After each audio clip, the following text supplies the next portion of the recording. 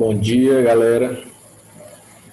Sejam bem-vindos a mais uma aula de Biologia Frente C, do Colégio Einstein.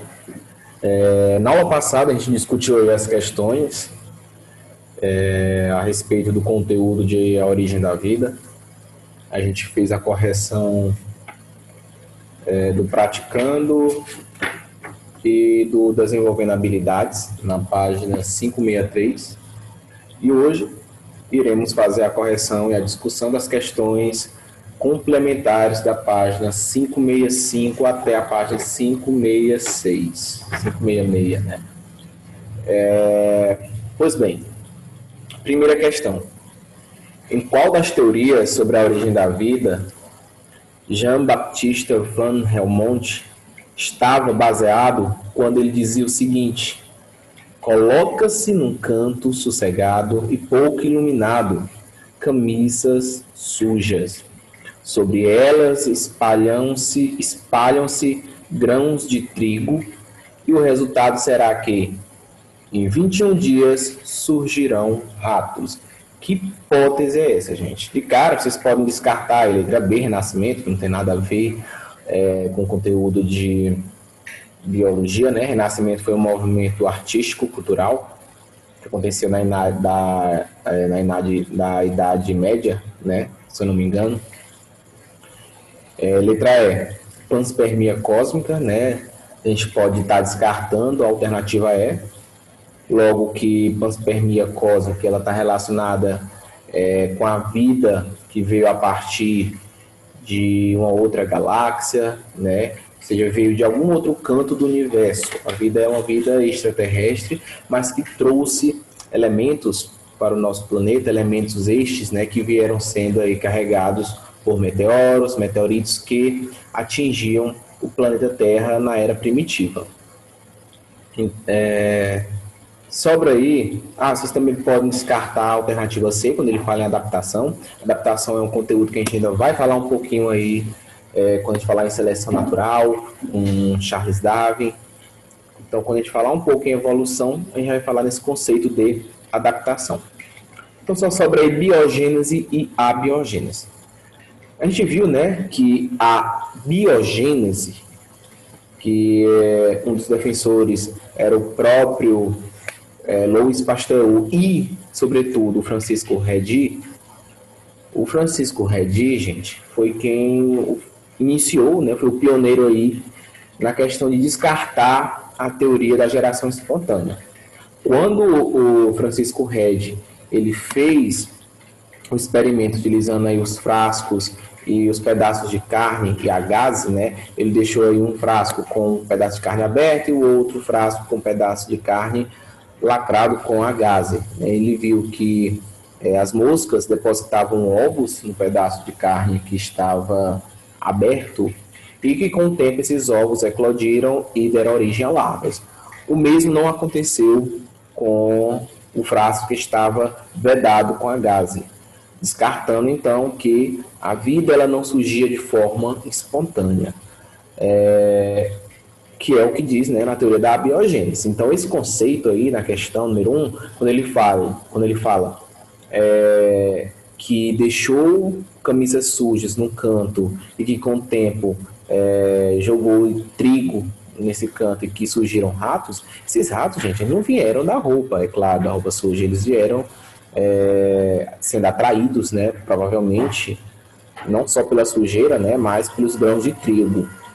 Então, esse conceito aí era baseado justamente aí na teoria da geração espontânea ou abiogênese, letra D.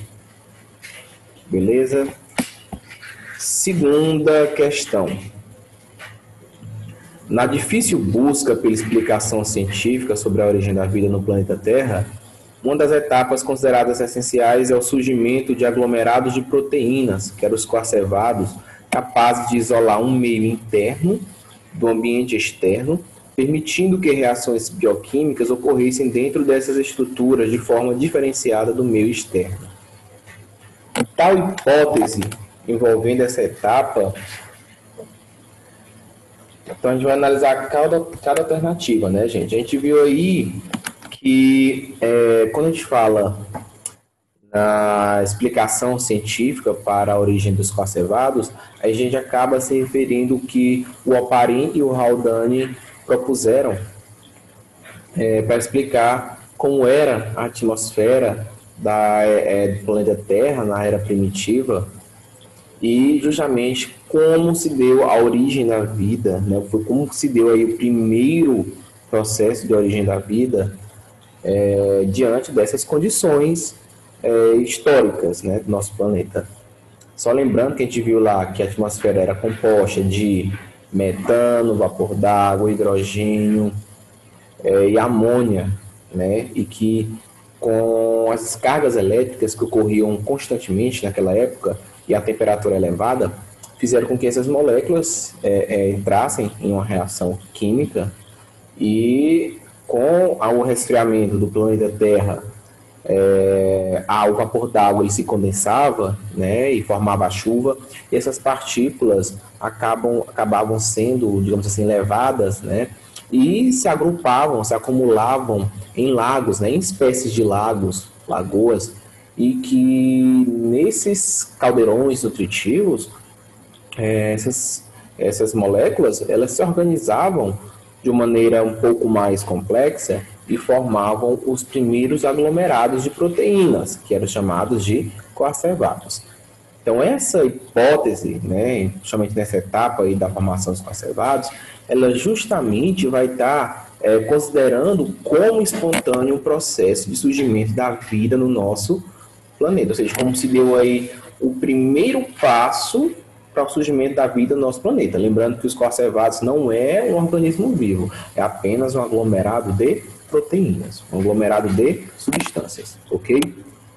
Conteste o princípio da abiogênese sobre a evolução bioquímica de moléculas orgânicas? Não, gente. A gente viu aí que a teoria do Oparin-Haldane não tem nada a ver aqui com o princípio da abiogênese, né? Nem vai estar contestando a biogênese, não. Ele não quer contestar a biogênese, ele quer explicar como se deu a origem da vida na era primitiva. Reforça a ideia comprovada de que todo ser vivo se origina de outro? Não, isso aqui é o quê, gente? Isso aqui é a teoria da biogênese. Como eu falei para vocês, o Oparin, ele não quer, de forma alguma, falar em origem, em hipótese da biogênese ou abiogênese, tá? Isso ele já sabia, que um ser vivo ele já originava de outro. Esse fato eles já sabiam, é claro. Ele só queria realmente buscar como se deu o surgimento da vida no planeta, em que condições surgiu aí a primeira forma, digamos assim, de aglomerado de moléculas, acabou surgindo naquela época. Sugere que os primeiros seres vivos se multiplicavam como os vírus atuais? Nada a ver, gente. Isso aqui, você marcar aqui, é bola fora. Letra E questiona a teoria criacionista, assim como a evolucionista e lamarckista. A gente ainda vai falar em evolução, iremos falar ainda em Lamarck, quem era Lamarck. E questiona a teoria criacionista? Não, né, gente? Jamais Oparin-Haldane acreditavam na teoria criacionista. Então a resposta é letra C.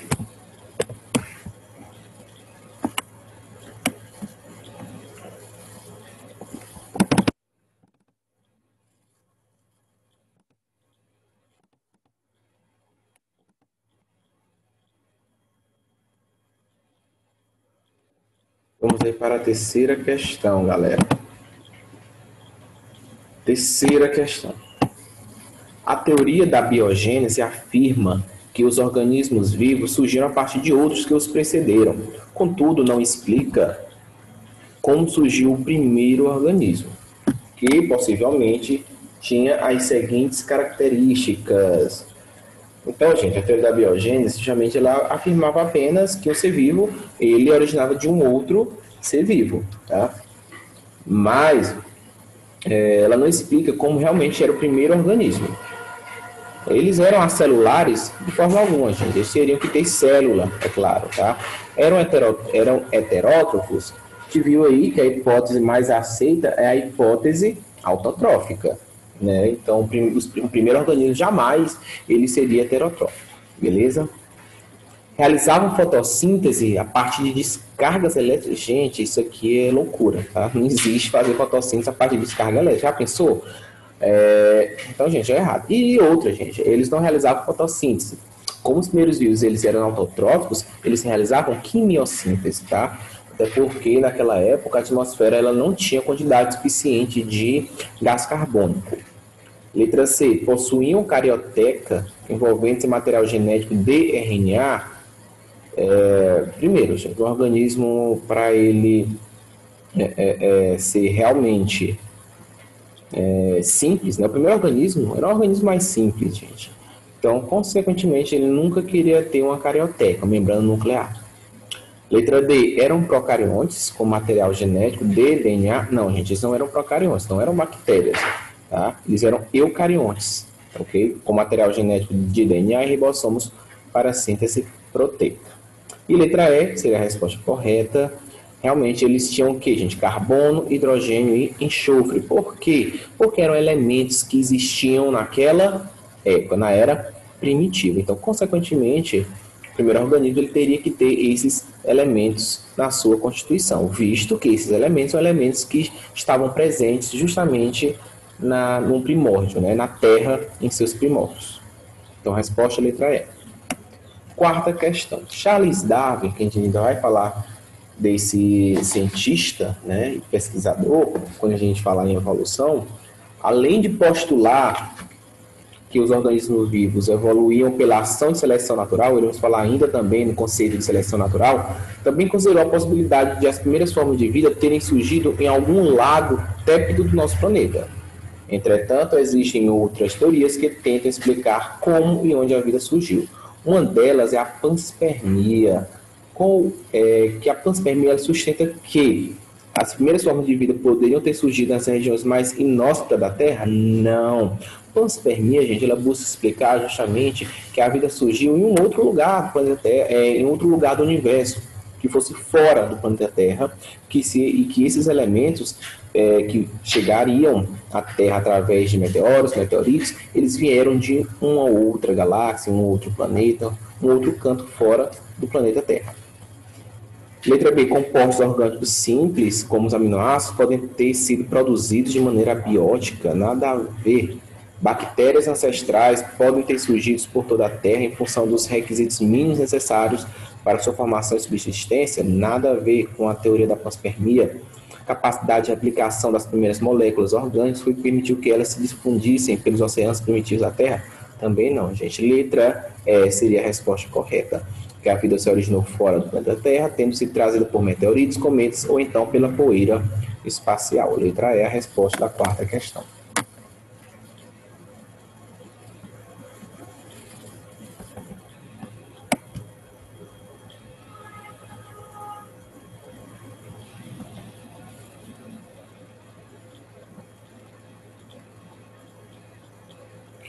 Quinta questão. Várias são as teorias que procuram explicar as origens da vida em nosso planeta. Segundo a teoria da abiogênese, houve condições adequadas na superfície da Terra para que as primeiras moléculas orgânicas fossem formadas a partir de moléculas inorgânicas. Acerca disso, considere as seguintes condições. Altas temperaturas na superfície do planeta, descargas elétricas provenientes de tempestades atingindo a superfície terrestre, alta atração magnética entre as moléculas, presença de luz, presença de espessas nuvens na atmosfera, impedindo a incidência de luz solar na superfície do planeta. São condições a serem necessariamente satisfeitas para a formação das primeiras moléculas orgânicas, segundo a teoria da abiogênese. Então, o que é necessário aí, gente, segundo a abiogênese, para que a primeira forma de vida surgisse? A gente pode tirar aqui, galera, o 3. Por quê? A alta atração magnética entre as moléculas está mais aí ligada à teoria de Oparin-Haldane, né, gente? Que as moléculas elas conseguem reagir entre si, né? Assim como a presença de nuvens espessas, né, que impede aí a incidência da luz solar no planeta. Por isso que a gente diz que as primeiras formas de vida eram formas de vida que realizavam quimiossíntese, né, que não dependiam aí da luz solar. Isso aqui é o que explica justamente a hipótese autotrófica. Então, isso aqui, o 3 e o 4, não tem nada a ver com a teoria da biogênese.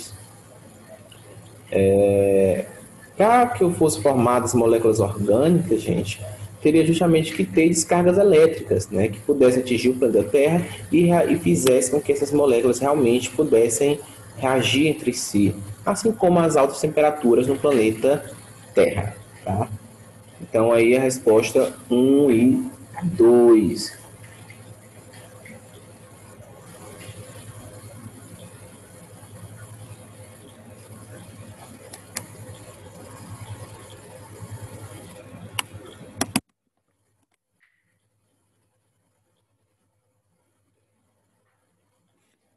Essa questão, ela pode ser até mesmo corroborada, como vocês podem ver, com os experimentos de Nida e Spallanzani, né, gente?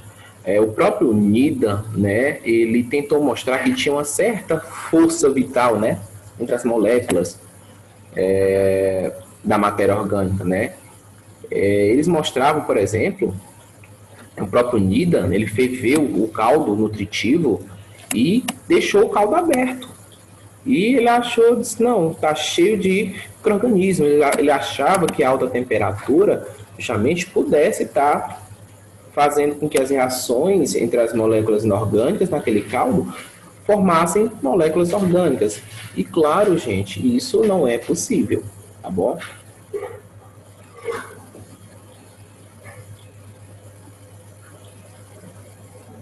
Sexta questão.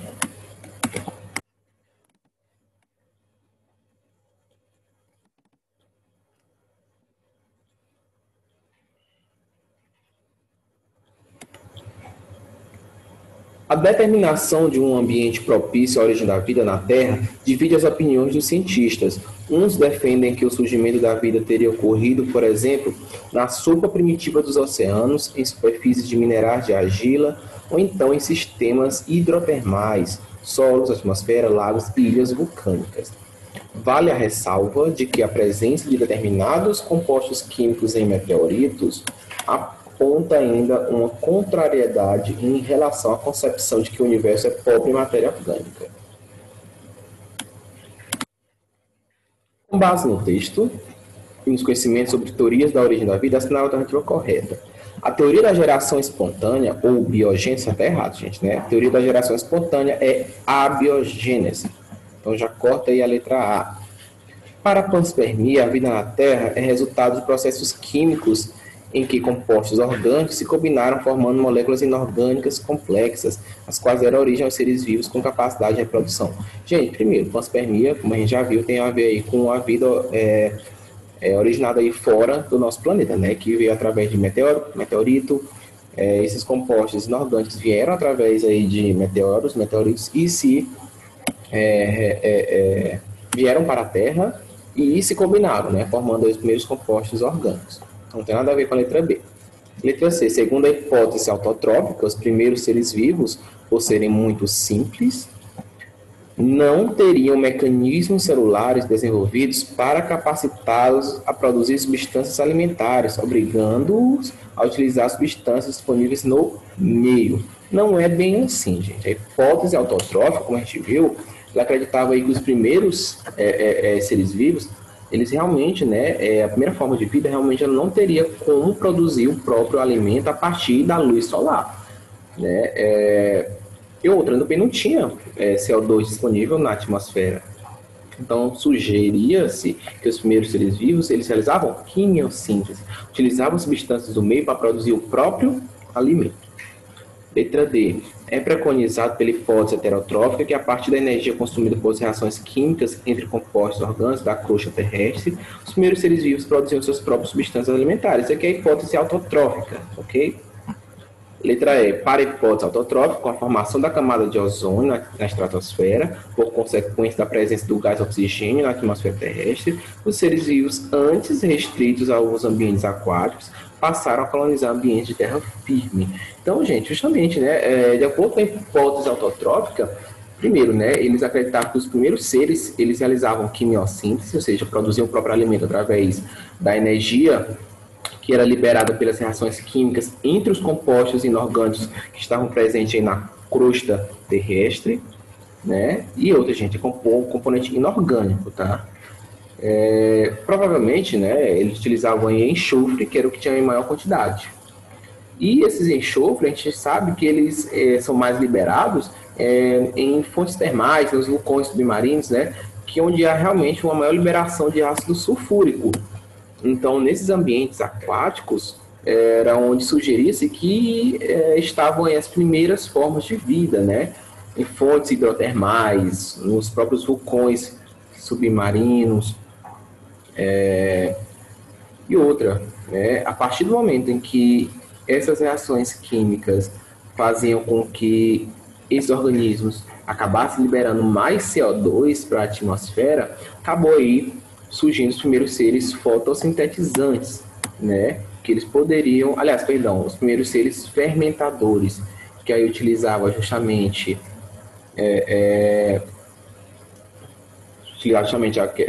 perdão, eles realmente utilizavam o pouco, né? Aliás, eles não realizavam fermentação aeróbica, eles realizavam fermentação anaeróbica, que era na ausência de oxigênio, e que a partir disso eles começaram a realizar respiração anaeróbica, liberando muito gás carbônico. E daí surgiram os primeiros seres fotossintetizantes, que pegavam aquele gás carbônico da atmosfera e liberavam oxigênio. E daí surgiram os primeiros seres que realizavam respiração aeróbica. Então é uma sequência de eventos. Primeiro,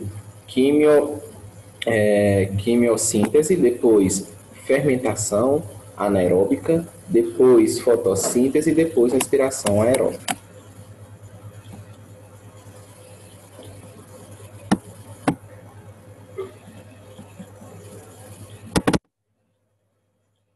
Então, a resposta aí da questão anterior da sexta é a letra E, ok? Sétima questão. Os cientistas sugerem que os primeiros seres vivos da Terra eram os procariotos primitivos e que seres mais complexos evoluíram a partir desses organismos.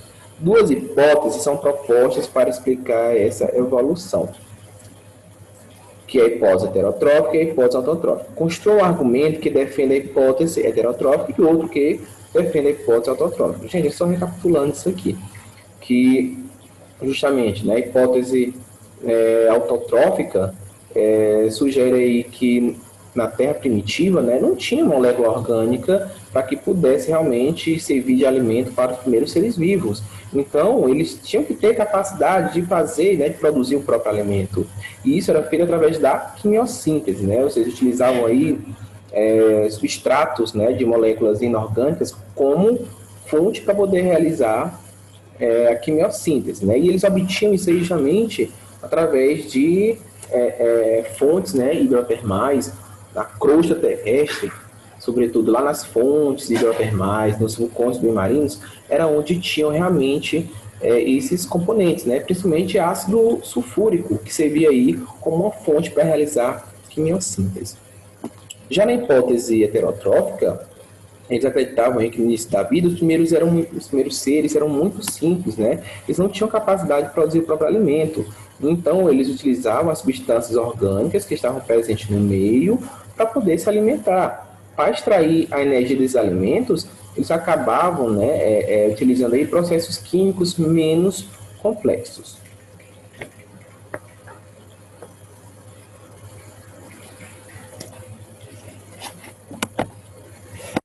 Oitava questão.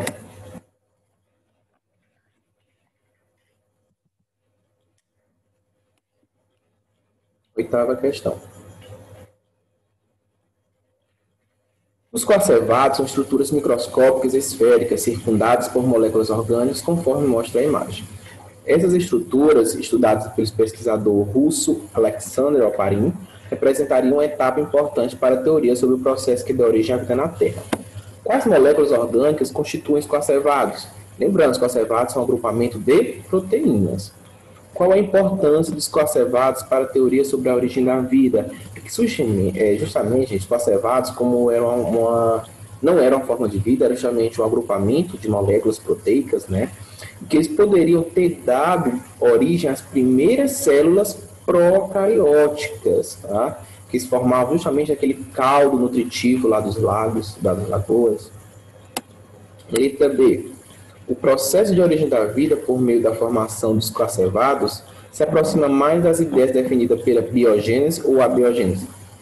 Gente, querendo ou não, ele se aproxima mais da abiogênese, tá? Por quê? Porque a própria teoria da abiogênese né, propõe que as primeiras células se formaram espontaneamente, né, a partir de quê? Da matéria não viva. Tá?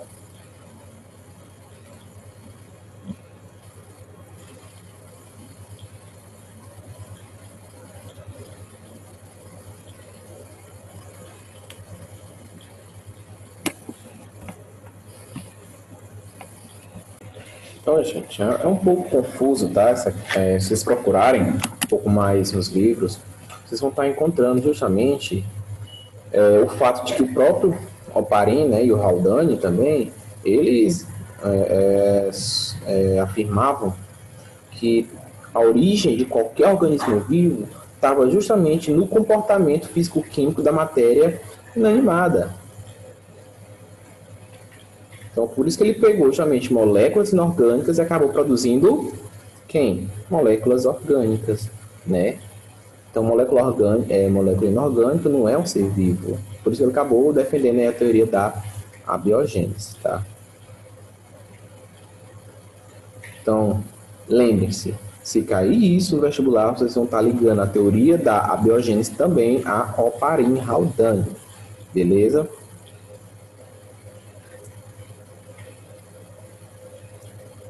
Eles acreditavam, principalmente o Oparin na época, que não existia diferença, né, entre organismo vivo e matéria sem vida. Eles acreditavam que justamente o comportamento das substâncias orgânicas ele era aí através aí de um arranjo, né, entre os seus átomos na estrutura da molécula. E que com o tempo eles ficavam se tornando, esse arranjo ele começava a se tornar mais complexo. Nona questão. Freud, Jung e Marie-Émile Lacan foram importantes para o estudo de alguns ramos da psicologia, pois permitiram entender melhor a mente humana. Na biologia, muitos nomes também podem ser destacados, entre eles Pasteur e o Watson e Crick, que descobriram o DNA. Pasteur foi importante nos estudos sobre a origem da vida e a dupla Watson e Crick fizeram descobertas revolucionárias na área da genética molecular. Mencione as contribuições que esses cientistas fizeram para as respectivas áreas. O Pasteur, gente, ele acabou quebrando de vez a teoria da geração espontânea, né, que a gente viu. E o Watson e Crick, eles conseguiram aí formalizar a estrutura tridimensional do DNA. E justamente que acabou ajudando aí para justificar a hereditariedade. Letra D. A pasteurização é utilizada em alguns alimentos e se refere a um processo de conservação baseado na experiência proposta por Pasteur. No que consiste a pasteurização? Porque esse processo permite a conservação de alimentos. A pasteurização é justamente o que? Aquecer o alimento, que é um alimento líquido, a uma temperatura um pouco mais alta para poder conservar esse alimento por mais tempo. E claro também, né, eliminar qualquer micro-organismo que seja patogênico ao ser humano. Ok, galera? Com isso, a gente fecha aí o capítulo da origem da vida e, consequentemente, a apostila 3. Próxima aula, a gente vai começar a falar um pouco sobre a evolução, seleção natural, teoria de Lamarck,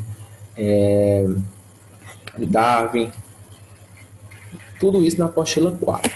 Então, gente, bom final de semana para todo mundo e até a próxima aula.